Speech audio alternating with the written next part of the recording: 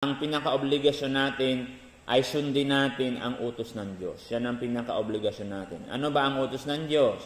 Dapat ang mga sumasampalataya sa Diyos ay mag-ipon-ipon para sumamba sa Diyos, magpasalamat sa Diyos, humiling sa Diyos, manalangin sa Diyos, magpuri sa Diyos, umawit sa Diyos, kantahan natin yung Diyos nang galing sa ating puso.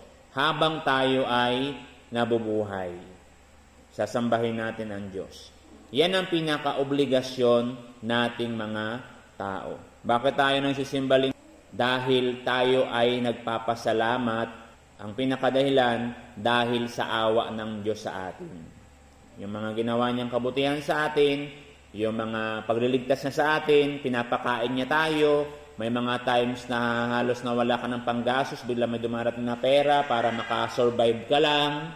Di ba? May mga times na wala ka ng pagkain, na dumarating ng pagkain para makasurvive ka lang. Sino ang may padala nun?